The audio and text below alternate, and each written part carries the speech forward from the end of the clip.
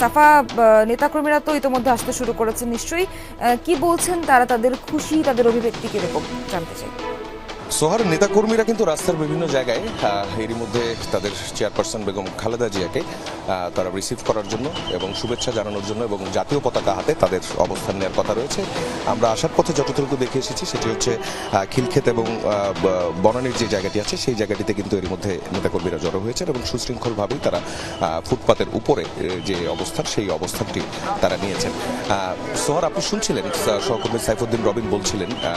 Chairperson Khaleda জিয়ার দীর্ঘ যে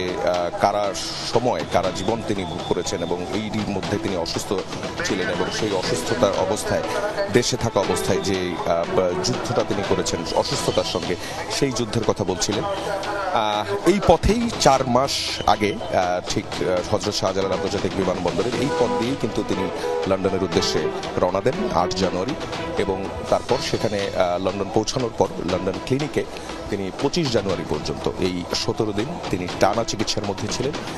এবং যেটি আসলে আসার কথা এবং যেটি আনন্দের কথা সেটি বলতে গেলে যে 4 মাস আগে যে অবস্থা নিয়ে তিনি গিয়েছিলেন এবং যেই একটা উৎকণ্ঠা এবং উদ্বেগ ছিল নেতাকর্মীদের মধ্যে, সমর্থকদের মধ্যে, সেই উদ্বেগে এবং চিন্তার একটা বড় অংশই কিন্তু এখন আর নেই। তিনি অনেকটাই সুস্থ এবং তিনি যাওয়ার পরেই কিন্তু লন্ডন ক্লিনিক থেকে তার চিকিৎসার যে প্রতিদিনের যে আপডেটগুলো আমরা পাচ্ছিলাম সেই আপডেট কিন্তু সারা দেশের মানুষও কিন্তু তারা সেই অবস্থাটি জেনেছেন এবং তিনি যে সুস্থ হয়ে আবারও দেশে ফিরছেন 4 মাস পর, খুব বেশি সময় নয়, 4 মাস পরেই তিনি দেশে ফিরছেন এবং 24 জানুয়ারির পর থেকে তিনি তার বড় ছেলে তারেক রহমান এবং বিএনপির ভারপ্রাপ্ত চেয়ারম্যান যিনি তার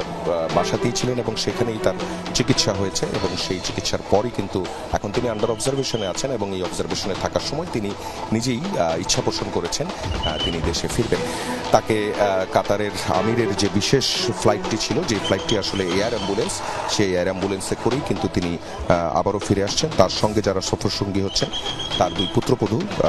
জনাব তারেক রহমানের স্ত্রী ডাক্তার জুবাইদা রহমান এবং আরাফাত রহমান কোকো মরহুম, তার স্ত্রী সৈয়দা শর্মিলা রহমান তিনিও আছেন এবং একই সঙ্গে তার যিনি ব্যক্তিগত চিকিৎসক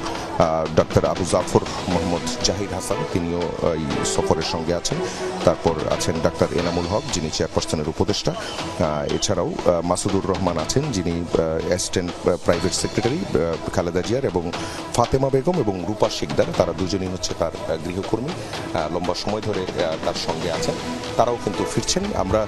গতকাল রাতে তিনি যখন অর্থাৎ বাংলাদেশ সময়ে যে সময়টাতে তিনি রওনা দেন হিথ্রো বিমানবন্দর থেকে, তারপর থেকে পুরোটা সময় কিন্তু তিনি যে ফ্লাইটে করে আসছেন, যে এয়ার অ্যাম্বুলেন্সটি করে আসছেন, সেই